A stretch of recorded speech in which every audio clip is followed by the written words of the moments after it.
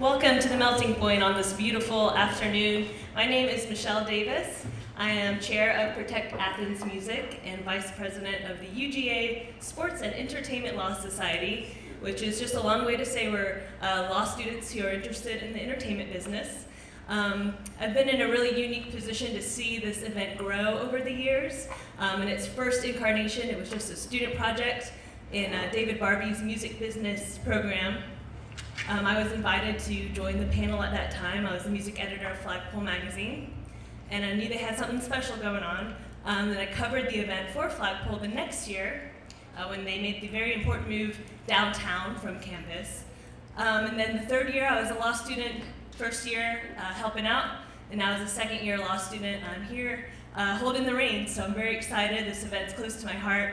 I think it does some amazing work to kind of bridge that gap, bridge the divide between the university and our music scene, and I think we can really work together to make some interesting conversations happen. So just going to give you a quick rundown of how this event goes logistically for those of you who haven't been here before.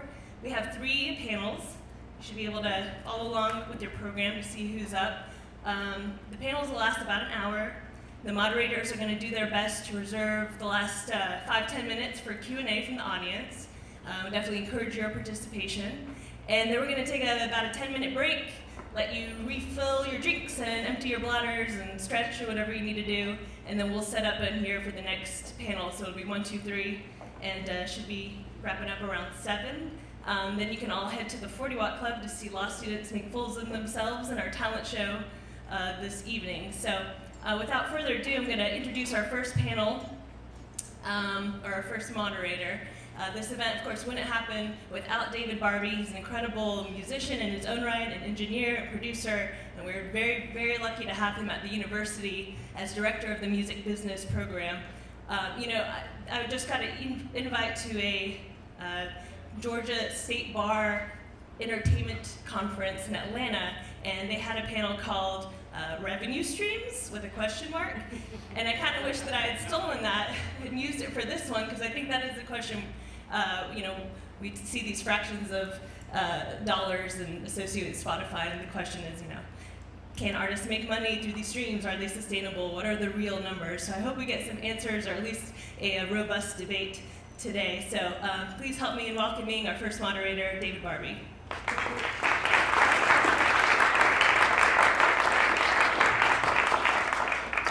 Thank you. Well, this should be interesting, and this is one of those subjects that hopefully we'll find some answers, but I'm sure we'll at least have lots more questions. So we are starting on my left, Casey Ray, Future Music Coalition, David Macias, 30 Tigers Records, Nashville. I guess 30 Tigers Records isn't really correct. 30 Tigers, Nashville. My apologies. To my right, Deborah Gonzalez, IP attorney based in Atlanta. And on my far right, David Lowery, who, in addition to being here at the University Music Business Program, also artist, producer, songwriter, etc., etc. Please welcome all of them.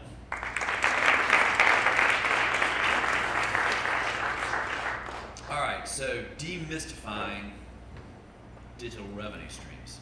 We're going to start with a couple of basics, and then we're going to kind of move on. I have some questions for each of these folks, and I'm sure they have plenty to say. Deborah, lay out the basics, the very basics of the economics of the download. Because digital revenues, basically, there's 2. There's downloads and there's streaming. What's the very basics of the economics of the download?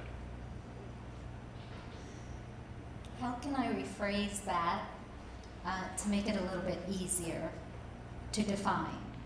Because when we think of downloads, we're thinking of a song that we are going to take from a site and put into a device that we own, whether it's an iPad, iPhone, a tablet, or a laptop computer. And one of the things that we need to clarify is this idea of download versus streaming, right? Right. Whereas when you're streaming something, it never leaves the site per se that's online, whereas I'm downloading, you are bringing it to your own device. Right. Let's talk about just the side of just the thing you put on your device. So you put it on your device, and most people think that they've bought something. They've paid a certain fee for it. The way that the law reads is that you haven't really bought anything. You've licensed that song for the life that you have it on that device. And that's a very important distinction to make, because it makes it very different from a CD that you purchase in a store, which then you can take and you can sell it to somebody else, right? You can sell that CD to somebody else. With a download, you cannot sell it to somebody else. There is no legal mechanism to do that, and that's because the way the technology is done, the copy is the same quality as the original. And there's no way to guarantee that the original then gets deleted, right? The CD, you hand it off. A digital download, how do they make sure that it's no longer on the device that you originally put it on? Right now, the way the economics are, downloading revenue or revenue from these downloads is actually decreasing at a phenomenal rate. So people are not downloading the music, and if they're not downloading the music, then there's not that price that they pay for the music, which is why, economically speaking right now, downloads, as they go lower in terms of how much musicians are actually getting from those downloads, means that we have to look at what are the other alternatives in order to make revenue off that music. And the way the artist sees the money off the download, essentially the same as off. Yeah, absolutely. Same as a right? record. It's the same as a CD. You're going to get a certain amount of money for it if it's downloaded. Right. Now on the other side, Casey, let's talk about the stream. What are the economics, the basic economics of the stream? Like from the download, we know it's the same as a record. You buy it, the artist makes a few pennies, the writer makes a few pennies. If it's played on the radio, as it currently exists, the writer makes a few pennies, the artist doesn't get anything.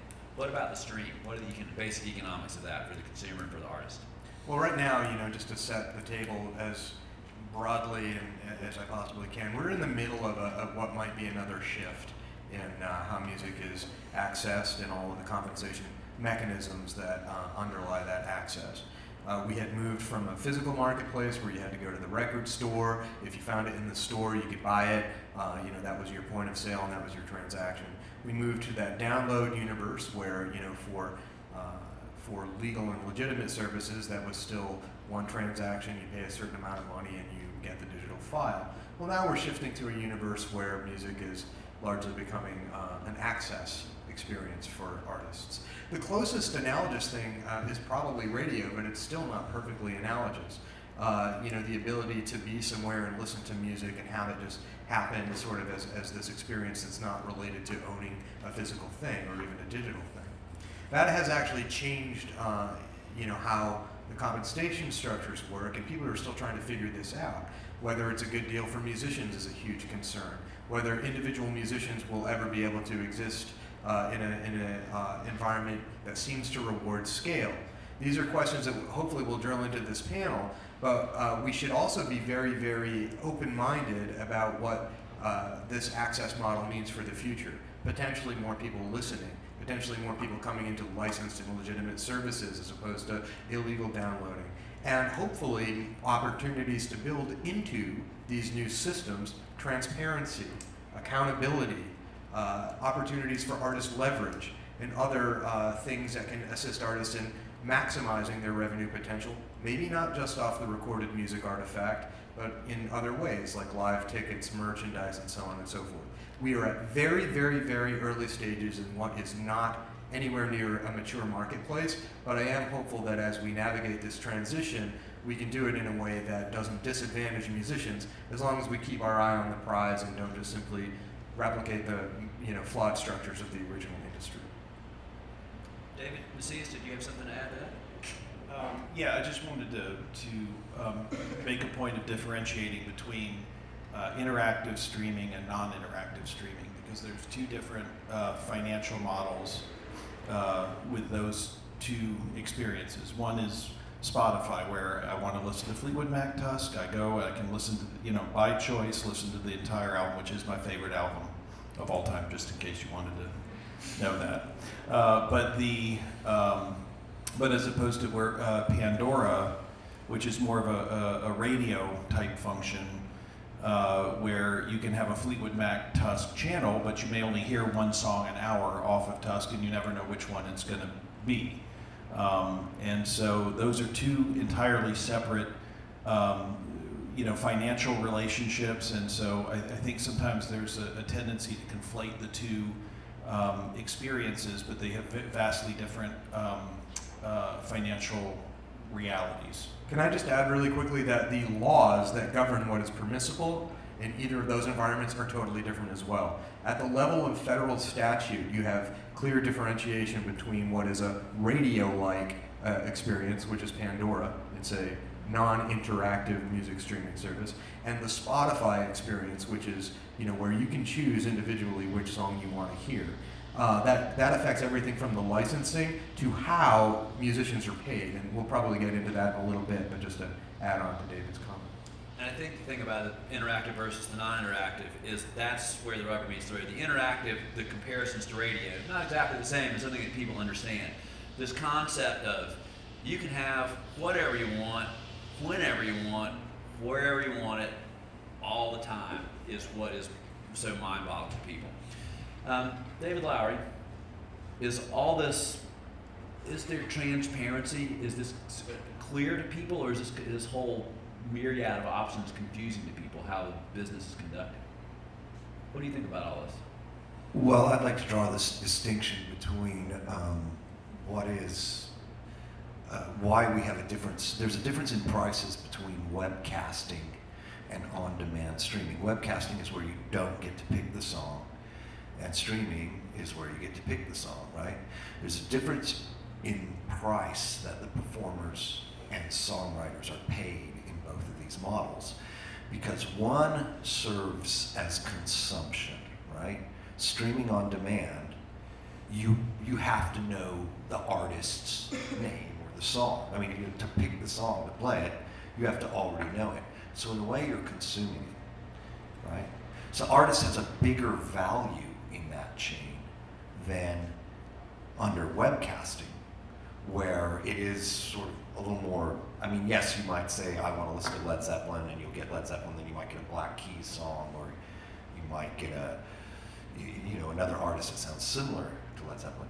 The artist has less value in that chain, so they're paid less. But overall, the artists are paid quite dramatically, very, very little, right? I mean, you've heard these stories about what people are paid. And these are my 10 questions about streaming. If streaming is so great, why can't you opt out as a performer, right? If it's such a great thing, wouldn't the performers have an incentive to stay in there? Have you ever been to a luxury resort hotel that had bars on the window, right? If streaming is so great, why as a songwriter is it basically impossible to opt out? There's two different copyrights. For the performer, for the songwriter. The songwriter, basically by government mandate, cannot remove their songs from these services. Technically there is a way to do it, but that's quite startling, right? Okay. And I'm only going to do 4 of these right now. For instance, if you signed a record deal, one of the most important things that you want with a record deal is to be able to audit the record company. I mean, how do you know if you're being paid fairly, right? Well, for instance, YouTube, which nobody considers a streaming service, but is the most popular streaming platform out there. Just ask any 10-year-old. That's how they listen to music, is with YouTube. YouTube has no audit clause. You can't audit YouTube. I've never seen a contract, an agreement with YouTube where you can audit YouTube and find out how many times your songs have been spun and what sort of revenue has come in. Secondly, the compulsory license, which governs songwriters in webcasting and streaming, has no audit right either.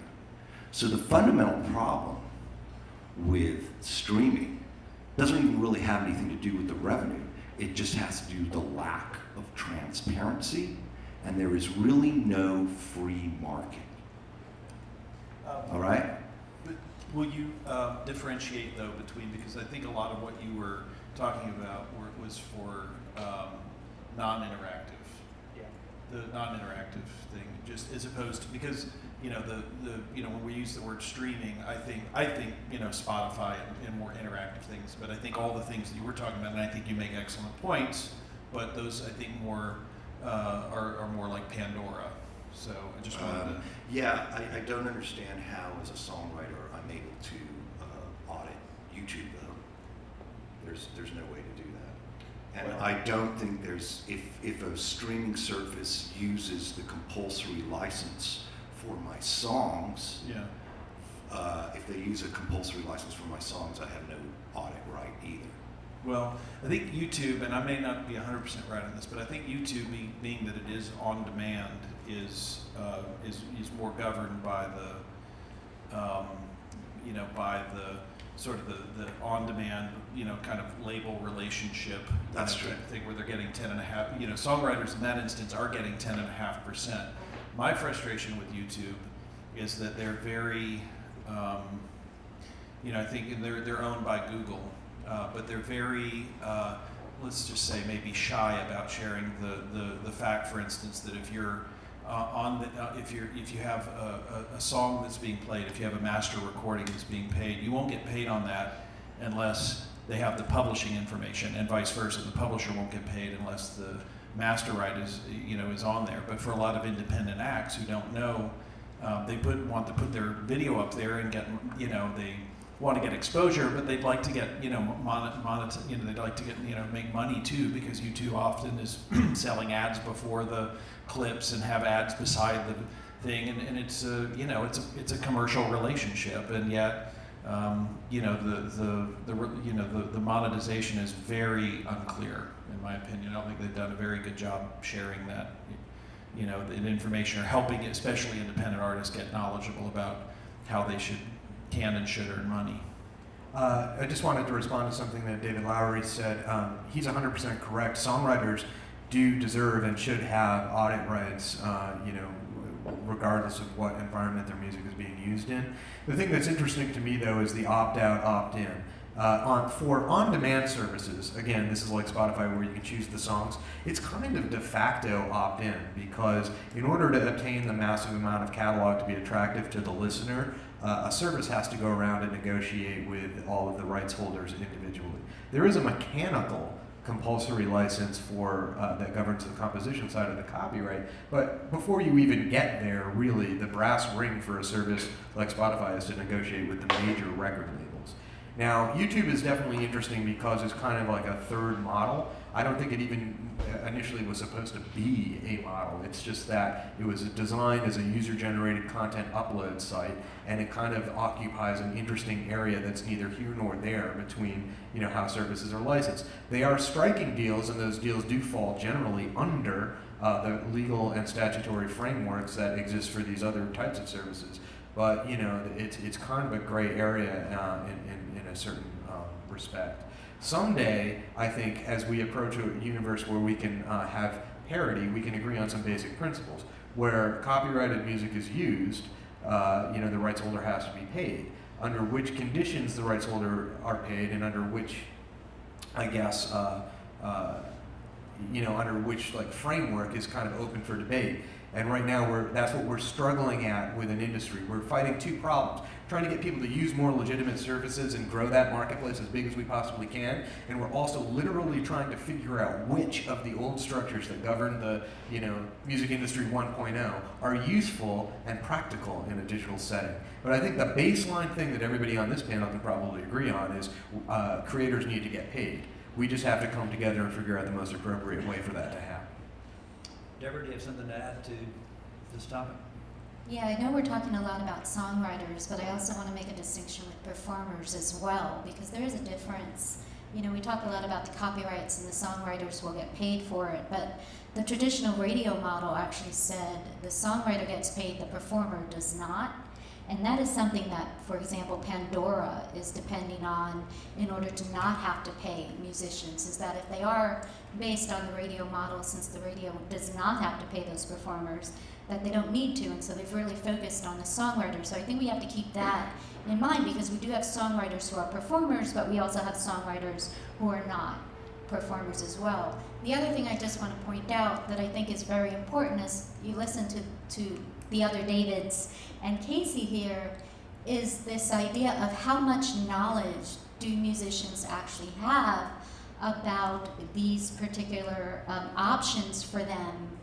And you know, we're in an environment that I call a lot of DIY, do it yourself, and where songwriters and musicians and performers have to learn not just their craft of the music, but also this business aspect of it, because those who have been managing are new to this as well and having to learn it as well. And so there's a lot of skills then that get added, and this becomes a very strategic decision. YouTube, to me, is much more a conscious choice than maybe Spotify or Pandora, because a lot of times it's the managers and it's the bands themselves who are putting up these YouTube videos.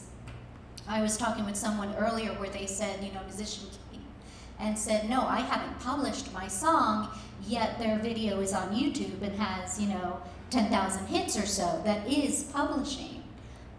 But they don't understand it that way. So I think you've got a combination of both what happens because your label is doing something, because your manager is doing something, but then what happens when the band and the musician makes those choices to put things up in some of these sites. Actually, I'd just like to interrupt 1 second. I've never put a thing on YouTube, yet every single song in my catalog is on YouTube. I have no agreement with YouTube. I didn't sign any contract. I don't know how that works. How's that supposed to work? Well, I can tell you exactly how that works, to be perfectly honest with you. Under the law... I do. I'm being... But go ahead, Casey. I'd like to hear it. Under the law, David is... I mean, and we can discuss whether this law is fair or not, and that's actually... This is what is getting discussed a lot in Washington, where I live. Well, under the law, David is basically, if he doesn't want his stuff on YouTube, he has to tell them the specific instance of where he doesn't want that through a notice and takedown requirement that's in a piece of law called the Digital Millennium Copyright Act. Now, YouTube does offer David other options. He can choose to monetize that through ads that are sold on that. Well, wait, let me ask one question before you go too far down that road. Does it matter who owns the master?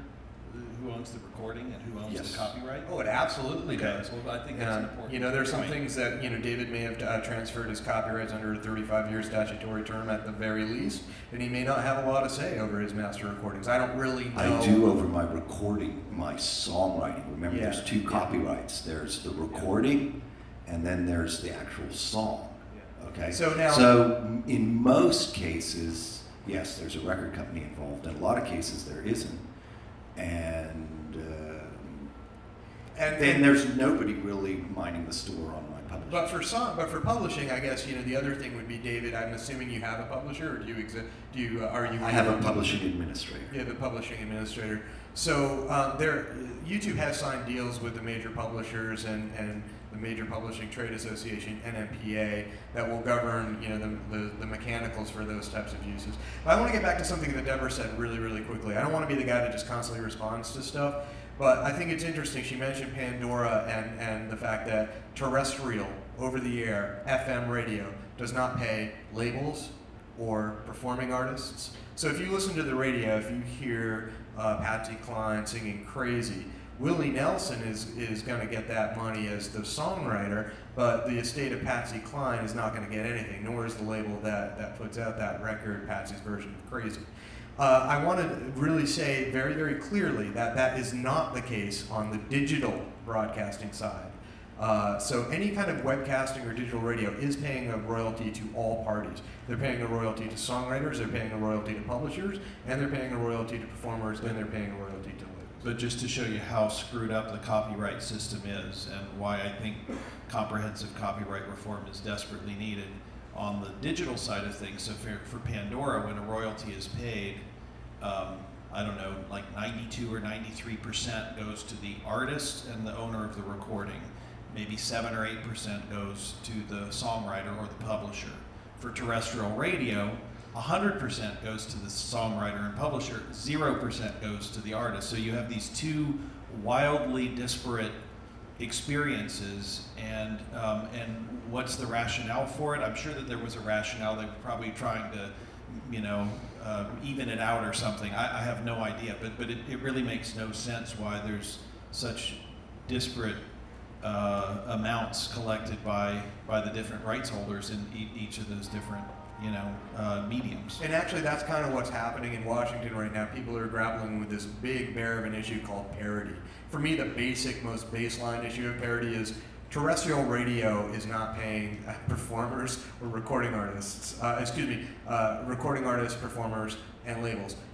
Why? That makes no sense. Everybody else that operates any kind of service is paying, and they pay songwriters and publishers. And not to mention every other country in the world, well, maybe think with the exception of like China and North Korea and Iran, but every industrial country in the industrialized world, when terrestrial radio plays something, when the BBC plays something, the artist and the owner of the recording get paid. Germany, France, Brazil, you name it. Every country in the world except those that I just named and the United States don't get paid. And the real crappy thing about that is, like, if you're an American artist, you might say, like, terrestrial over-the-air radio only plays like 5 artists. You're absolutely right. And there's a policy reason for that, and I don't want to, like, completely blow up the panel. But that means that American artists that are getting played overseas, who, like, R&B artists, jazz artists, performers who are like really, really important to the global dialogue and the culture of music are not able to collect money for overseas plays because we do not have a reciprocal right. So this is the essential level of disharmony that exists in the industries. And we can start at the very, very basic thing, like everybody who uses music for commercial purposes and non-commercial purposes, probably, we can figure that out, should pay something to the people who are making that music. That's kind of like a thing that we can all agree on. I also just want to say, and I'll stop talking, this panel has the most Davids on it that I've ever been on. I was actually thinking of legally changing my name to Dave before I came on the panel, just to fit in, because I'm a joiner. We can all just go by last names. I just want to add, I'm not a David, but I start with a D, so maybe I'm part of the group. Sorry. But I want to add that when we look at what's happened with radio and terrestrial, I think it really is about the time when radio came out and the idea that there wasn't that much content and people really wanted to get exposure. So in this scenario, we have a real show of how the culture has evolved and the technology has not kept up, and we have a regulatory system. Unfortunately, laws are reactive, they're not proactive, right? So the law usually waits until something happens and then tries to sort of fix it, which is why fixing it doesn't always work and why it takes so much time. And I just think that the technology has advanced so much in terms of the delivery, right? If you look at the adaptation of the iPod in terms of changing the way that we receive our music, and then what's been happening in the revenue streams and in terms of the law just has not kept up with it, and it's struggling to do that. And I think with the digital laws that came in, they were trying to make up for some of what happened with radio not having to pay. But again, you're trying to retrofit a past harm that was made. And the economics of it turned upside down. 50 years ago, the question wasn't radio paying artists, or paying record labels. You had record labels bribing the radio stations and giving them free music to play it. And of course, now that the sales of physical copies are down, now it's not only do we not pay you to do this, which they shouldn't have been doing in the first place, that they feel like they deserve a fair return on their music being the thing that gets people to listen to the commercials. I'd just like to say one thing, actually. I mean, technology has changed, but our principles and ethics haven't changed. I mean, we should pay the people who make the music. We should pay them fairly, and we shouldn't, by government fiat and mandate, force people to participate in a scheme that they don't want to be in. If streaming's so great, let me make a mistake. Let me drop out. Right? I think actually what you have going on right now is you have a problem where, because something is technologically possible, people then think it's ethically. Can I add something real quickly to that? There's a reason why a compulsory framework exists. And compulsory basically just means that a service or an operator is legally obliged to pay the rights holders through whatever kind of mechanism is decided by the folks in Washington. But that also means that they have the ability to play essentially everything that they want as long as they can keep coming to terms. Why don't they do it with Netflix and HBO then? Well, that's a really good question. I think they're different business models, though. I think that honestly, you have to think about what the reason compulsories existed to begin with. The very first compulsory is not a real compulsory. It came out of an antitrust consent decree, and your eyes are going to glaze over, so I'm going to skip that. But I don't know if we're demystifying it or yeah, mystifying we're totally it. mystifying it. But basically the idea is, like, back in the old days, radio was the first disruptive technology with scale. Okay, you have an issue where before radio came along, you could probably play a record while the family was crouched around the Victrola, but suddenly you had the ability for a DJ to actually broadcast that same piece of music and cover blanket an entire town. That obviously would have been incredibly inefficient for every single music publisher to go to every single broadcaster and negotiate permission for every single play of every single record. So for efficiency's sake, they arrived at a system that was a blanket license that allowed them to broadcast music to audiences. Now, it is true that we're in a slightly different universe where broadcasting doesn't really exist in the same way per se digitally. It's usually one stream per listener. But the idea of efficiency of services being able to utilize catalog, come to terms, bring product to the marketplace, and the ability to compensate creators. And here's the most important thing. Compulsory licenses give creators leverage that they otherwise would not have. Because I don't know that David Lowery wants to be in the business of going to every single service and negotiating licenses for the catalog that he owns. Yeah. But I'd like my representative, BMI, to be able to do that without being under the antitrust consent decree, whereby they have to allow the service to play the song before they've even settled on a price. And I think that's a really, really reasonable point. My concern about compulsory licenses, and this is and I totally get where David's coming from, but my concern is that if it's sort of left open to the market, that it's going to be a real drag on independent music because we've already seen Clear Channel just do a deal with Warner Music, which to me is really, really chilling. It's just sort of like, well, we're just gonna we're going to build in incentives. They're gonna Warner is gonna share in a small part of our profits, or Clear Channel in theirs, and there's this sort of co-mingling of their, and it's just like, well, how is that not a return? It's basically de facto, payola. And so my concern is that if the compulsory license is removed, what's going to happen, even though I totally agree with David's point, is that they're going to the media is going to take the path of least resistance and just do deals with the major companies, or at least mostly the major companies, and just leave it at that. I think it's probably, I think with BMI and people like that, that's I think if they will actually represent the writers, I think, good on them. But on the master side, of things, I already feel this drift, and I just sort of feel like the more that we impede free and openness graded under a regime that pays people fairly, I fear that it's going to wind up where we're going to go back to where there's 4 big companies and that's about it. I'm going to tell you something even more powerful. Under the existing federal statutory license, on the sound copyright side, on the master side, it is written into law that the recording artist gets paid 50% of that use, even if they're signed to a major, and that money goes directly to them. It doesn't go into a black box of major label accounting. It goes directly to them. It's paid out through a nonprofit called Sound Exchange. That is the type of leverage that artists desperately need, and it can only exist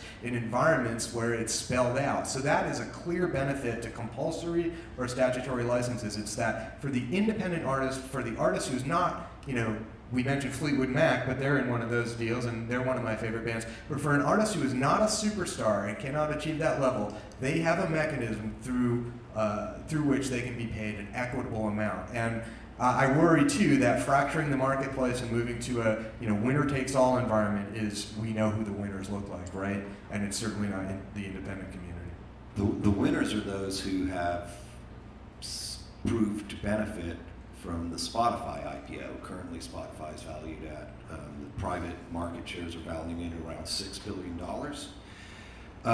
He's absolutely right about what they said about they wrote into law for the performer royalty.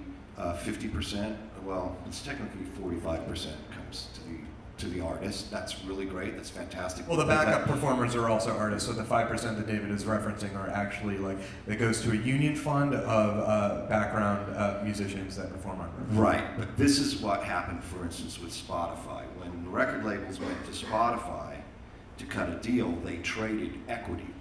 So at least a fifth of Spotify is owned by the record labels. So they took something of value. I see this as them taking as something of value for a lower overall, rate. Basically, they pimped out the performers' songs. Are the performers going to get stock when Spotify goes public? I mean, they pimped out all of our songs for that. I mean, that's in a way what depressed the rates for performers. Yeah, we'll put it this way, but performers also have signed over those recordings and their rights. Who really get screwed in that, and where I share your outrage, is the songwriters, because equity was shared, and where the in that instance, but the recording and the names and the likenesses and all that kind of stuff, the artists have signed over, to the labels, anyways, and given that it is an interactive streaming thing, I mean, it's a bad. I mean, artists, will say that they don't get paid by Spotify, but almost all those artists that don't get paid are in label deals, and it's like, well, you're in a label deal. That's why you're not getting paid. That's the difference between the non-interactive and interactive side. David shifted very quickly to the Spotify model, but the Spotify model is not governed by a compulsory or statutory framework. That is basically individual licensing deals. So it's kind of like, he's underscoring the general point that under those individual licensing deals where you have to negotiate permission with every single rights holder, there's not as an efficient mechanism for creators to get paid their fair share. One other thing I just wanted to say really, really quickly, and then I'll shut up, is the Spotify equity question is an interesting one. That means the major labels, as part of the negotiations that they entered with the service Spotify, are part owners of Spotify. And yes, Dave is absolutely right. Do any of the artists on those labels get money one of us is right? From that? I don't really know. However, I have another question. Do any of the artists who were ripped off from illegal file sharing, do they ever receive any of the money from the massive damages awarded to the major labels in successful litigation? I don't know that either. Well, yeah, but two wrongs don't make a right. They should have been. So, but the last thing is, I think really seriously, there was collusion. It looks like there was collusion on the part of the record labels. When do we let this kind of stuff stand? I mean, songwriters here are operating under an antitrust statute, an antitrust decree when they go to negotiate with these services, right? We're under Department of Justice supervision, right? But yet you have with, for instance, Spotify, all the labels got equity, all of them got the same price. How that's clearly they were cooperating on this. Right? Well, I mean, but I think they should get the same price. But I'll tell you, I don't think who gets the same price is independent artists, and I can't prove this. Although 2 years ago I could have proved it. I don't know where the rates sit now, but I do know, and of course, you guys know I'm the world champion apologist and champion for Spotify and streaming systems. But one thing that I know is a fact is that that because all of our artists go through, they're independent, they own their own work. We're distributed through one of the major label owned independent distribution companies, and so we get the benefit of getting the same rate that, or at least I presume, that Sony negotiates. And I've compared that with, or like I said a couple years ago, with a pretty major independent act who was not going through one of the majors, but going through a different channel, and they were getting paid less per stream than we were. So I don't think that it's collusion. I think everybody should get paid the same thing. iTunes does, but iTunes didn't in the beginning. But the independent community put pressure on them, and it eventually came up. I'm not sure where that sits, but I have a much bigger problem with everyone should be paid the same thing per stream. And if the majors get paid the same thing, I think that they should, but so should independent artists. And David's right about songwriters. It doesn't make a whole hell of a lot of sense that the calculation for songwriters looks so radically different than the calculation for label copyright owners. But the question is really like at the end of the day, I don't know that the opt-out is the point of leverage. I think having just more sensible modern laws that reflect the value of both copyrights is probably the answer. And also, if you're independent and you own your work, you can opt out. We work with Lucinda Williams, who is now, not through a label system, but owns her own work, and they, she and her husband own their own label. They put it through us. They put their first album out. They chose not to put it on Spotify. Aeneas Mitchell, who's another artist that we work with, chose not to put it on Spotify. If you own your work, you have some leverage. Now you can't opt out of Pandora because that's a non-interactive. That's more of like a radio thing and is subject to the compulsory license. But I did want to clarify that the owner of a work can pull their work out of an interactive streaming scenario.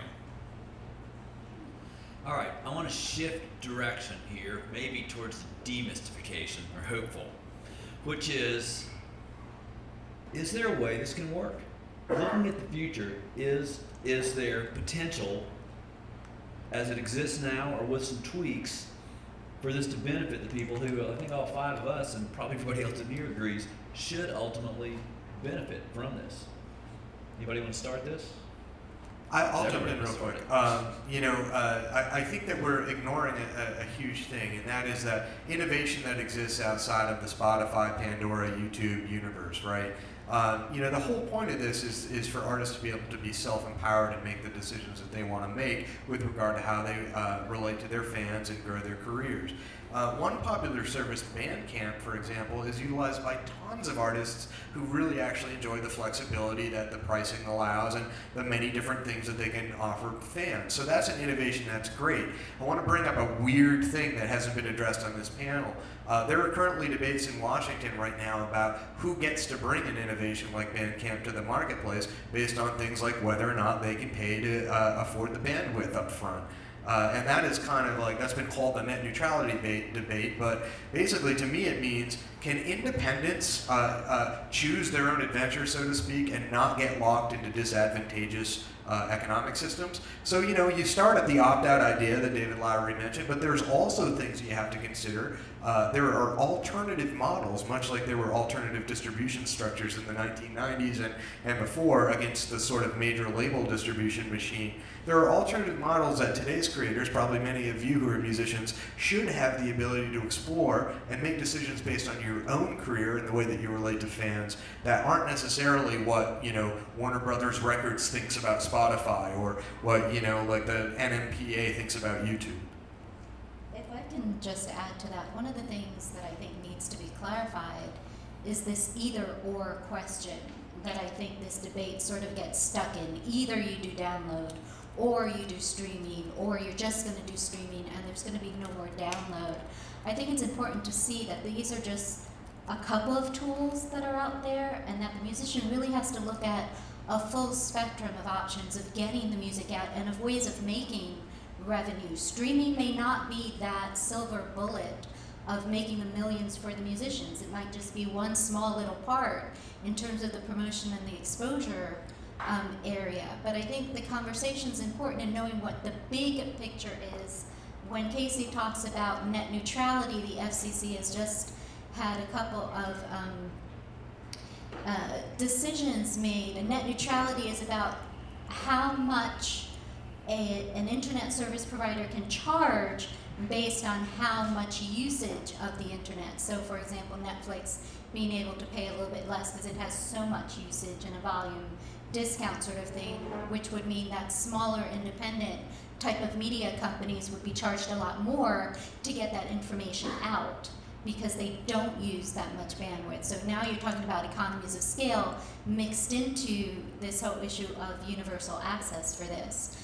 So I just think we need to think a little bit broader, that streaming may not be that one sort of solution for musicians to make money from now and towards the future.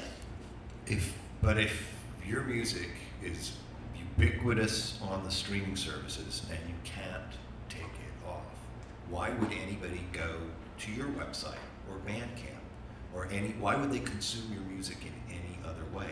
That's why the streaming services don't look like Netflix and HBO, right? Netflix decides that they want to have House of Cards or Orange is the New Black, right? HBO doesn't get to sell it, right? So there's a real variety in models and ways that people monetize their shows and their films, that if you continue with this streaming model where it's mandated ubiquity, there will be no variation. It's really boring. It actually hurts the streaming services. There's no distinction between any of the streaming services then. There's no difference between HBO and Netflix if they all get to show the same shows, and the prices are set by blanket licenses and government copyright boards. Well, I mean, I think once again, it's the difference between non-interactive and interactive. If it's interactive and you own it, you can absolutely opt out. And, but before you decide to opt out, I mean, I view it, because, we not only distribute, artists, we also manage artists. And, I tell my artists that they should view it as a customer service issue. If somebody wants to listen to your music and they choose to listen to CDs, make CDs, and I think you have to be careful because there's, costs involved, and if you can only sell 100 CDs and you manufacture 1,000, then there's a cost of obsolescence there or whatever. You have to, sort of manage inventory properly. But if a fan wants to engage in an, acquisition model through, downloading through iTunes, then have it there. If they want to listen to it through a streaming service, have it there. It's just important that each of those configurations are treating rights holders fairly. And and one thing I've been very strong in my defense of Spotify and other streaming services is that they do in fact treat people fairly. 70% of the money that comes in to Spotify, be it through subscription or ad-based services, gets split out to rights holders. After what? Their advertising commissions. Okay, all right, fair enough. But close to 70%. I mean, certainly on the subscription model, which is where a lot more revenue comes through. 70% goes to rights holders, 60%, essentially 60% goes to the people who own the recordings, 10% go to the songwriters, they keep 30% for themselves. That tracks with every, with retail, with, iTunes, it's people are being treated fairly. I mean, the main thing is, if you want to have control over these things, don't sign away your rights. It's as simple as that. And artists, but there's a trade-off. I mean, can you then get the advocacy that you need without signing away your rights? Can you get access to some of these portals that you may want to have your music on? Well, generically, yes, but it's also access to capital, access to marketing Right. muscle, and access to curation and many other things that an artist might want to consider. I just want to mention again something I said at the beginning of this panel. The streaming services in general are not really quite mature. We're only now just seeing on the interactive side folks building in extra value that may or may not be attractive to artists in terms of the overall value proposition. You have the opportunity to sell. Lowery's gonna get mad at me here, but you have the opportunity to sell merchandise, tickets, and blah blah blah. And if you can do that in a way that allows people to make money on top of what that fractional penny per stream rate is, at least it's more opportunity. We don't even know what that looks like yet, but god damn it, it's about time they start building that stuff in. On the subject of market maturity, I do want to make the point that in Sweden, where Spotify started in 2008, they now represent 75% of all pre-recorded music sort of sales. They make 75% of the money that the owners of recordings earn. That's a pretty mature market right there. So if streaming as a business model were just a disaster, then you wouldn't have seen the music business grow every single year in revenues in Sweden since 2008. They started from such a low base because the Pirate Bay is based in Sweden. They started from such a low digital base. Secondly, streaming was bundled with phone service and internet service over there, which we haven't done in the United States, which gave them an enormous pool of subscribers. Nevertheless. And they don't have a free platform in Sweden, do they? Do they have a free platform in Sweden? They have a free version here. No, well, it's free for 6 months. Okay, here it's free, so I have to compete with free. And secondly, you talk about these, we shouldn't have signed away our rights. The thing is that Spotify didn't really exist when we signed away our rights to our recordings. I never signed away the rights to my songs. That didn't exist, and that should have been treated as a form of licensing and not subject to the artist's royalty. I agree 100% actually, and you know, as a matter of fact, like that's one of the questions that's coming up again, and the courts are looking at this is what, you know, whether a download or even a stream is a license or a sale. Now that's something the courts are grappling with currently. The evidence seems to be on the side of the fact that it's a license. That changes the economics for the labels, but you know, you have to be careful what you wish for, because in the old days, basically, you treated the label like a bank. They were going to give you some cash up front, maybe give you some tour support. Right now, the rationale looks a lot different, and probably different for every individual artist as they approach the marketplace. That's why I actually am really super excited about what this David is doing, because he's very close to the ground. He keeps his operation very close and focused on his artist partners. He treats that relationship as a partnership, and they, as far as I can tell, look at each project kind of through an individual lens. That, I think, is the future. So if you're inclined to take the opt-out approach, if that's available to you, or you're inclined to pursue, you know, your relationships to fans using this service or that service, that should be an option to you. What I believe in is wherever music is commercially used, creators should be paid. They should be paid transparently. I think we can agree on the idea that they should be paid equitably and not disadvantaged against major media companies or major technology companies. Thanks for those kind words, and I do feel like, though, to answer David Barbe's question about can an artist make money, I think yes, and in my experience they are making money. Take an artist like that we work with, John Fulbright, which is, I think he's not a million seller. He sold 20,000 albums. Through our model, we gave him a certain amount of money up front. Between that and a fan-funded campaign that he did, he had enough money to pay for, one of the best PR companies in the country. We gave him the money, to do a lot of the things that he needed to do, like manufacture CDs and all that kind of stuff. So he's basically able to do exactly what happens with a label relationship. Only he keeps ownership of his master, and he keeps about 75% of the revenue that comes through the system. And he keeps 100% of his road sales and 100% of his film and TV licensing money. And so, we wind up keeping, between us and our distributor partner, we keep about 25%. So, at an average, wholesale price of around $8 a unit, 20,000 units times $8 is about 160,000. He grosses 120,000. He actually recorded his album. Now, granted, this is, pretty low, but he recorded his album for $8,000. He spent $16,000 on his PR campaign.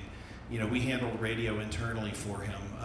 Manufacturing, about half of those goods were, physical goods, so maybe another $10,000 in manufacturing costs, another maybe $5,000 in advertising. And so, if you add up all the sort of the costs of doing business, if he's grossing 120 after distribution, and he for his costs of all the things that he had to do was, let's just say, around $40,000 or $50,000, then he's earning a good living. In addition to that, he's earning publishing, revenues through radio play. He's touring, he's making a good living. So it's very possible at fairly modest sales levels. Well, I mean, maybe you don't think 20,000 is modest. I mean, I came from, the major label world, so 20,000 is modest, by my standards. But it is possible, and so I think that, if you sort of feel that it's impossible, I would beg you to look again. It's very possible to earn a living doing this.